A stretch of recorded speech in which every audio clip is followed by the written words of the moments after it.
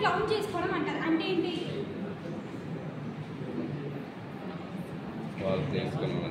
అంటే ఏంటంటే వేరే వాళ్ళ ప్రాజెక్ట్ని మనం యూజ్ చేసుకుంటాం, గిట్హబ్ నుంచి తెచ్చుకున్నాం, దాన్ని క్లోన్ అంటారు.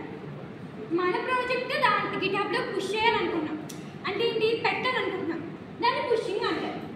ఓకేనా?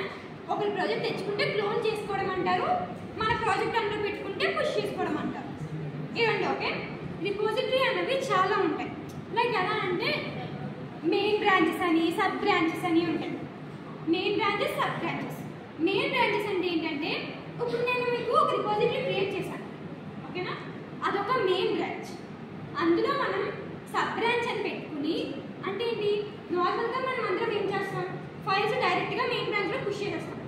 అప్పుడు గూగుల్ కొలాబ్ యూజ్ చేస్తాం మనం. ఓకే, గూగుల్ కొలాబ్ యూజ్ చేసినప్పుడు వాడు ఒక అసైన్మెంట్ ప్రాజెక్టు ఇచ్చాడు. ఇచ్చాక మనం ఏం చేస్తాం? ప్రాజెక్ట్ అంతా గూగుల్ కొలాబ్ అంటే తెలిసే ఎవరికైనా తెలిసే ఉంటాయి. సో ప్రాజెక్ట్ మనం గూగుల్ కొలాబ్లో చేసాం. చేసి దాన్ని గిట్హబ్ని గూగుల్ కొలాబ్ని కనెక్ట్ చేసి డైరెక్ట్గా పుష్ చేస్తాం. కానీ మనం ఎలా పుష్ చేస్తాం? నార్మల్గా మెయిన్ బ్రాంచ్ పెట్టి మెయిన్ బ్రాంచ్లో పుష్ చేస్తాం. కానీ సబ్ బ్రాంచ్లో ఉంటుంది కదా, అంటే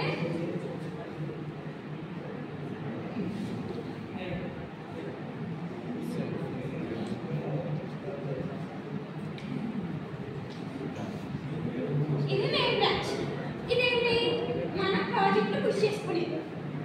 దీనికి ఒక సబ్ బ్రాంచ్ క్రియేట్ చేస్తాం మనం. ఎందుకు?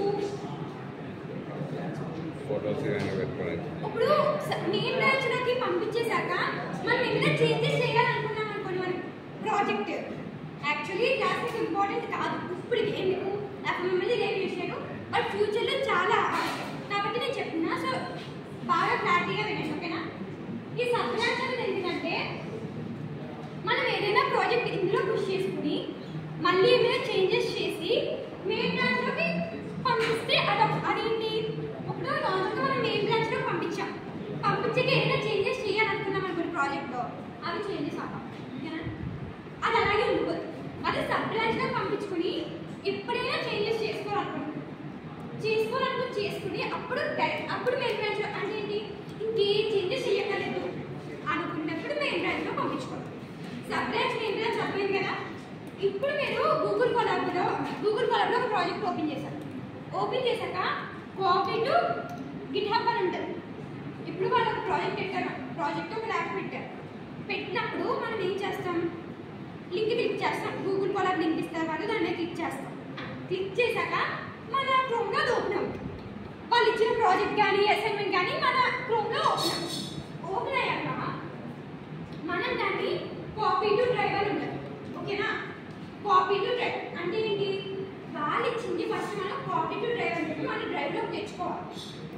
అదేమవుతుంది? కాపీ టు డ్రైవ్ అయ్యాక మన డ్రైవ్లోకి వస్తుంది. వచ్చాక మనం ఏం చేయాలి? ప్రాజెక్ట్ అంతా కంప్లీట్ అయిపోయింది అంటే ఏంటి? వాడు ఇచ్చిన టాస్క్ చేస్తాడు. అదేమో జస్ట్ ఒక 3, 4, 5 క్వశ్చన్స్ ఇస్తాడు.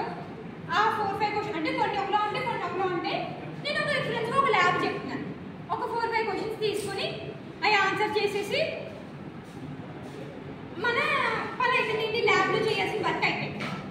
ఇప్పుడు ఆ ల్యాబ్ని ఎలా పంపించాలి అంటే గిట్హబ్లోకి ఎలా పుష్ చేయాలి? ఎలా పుష్ చేస్తాం?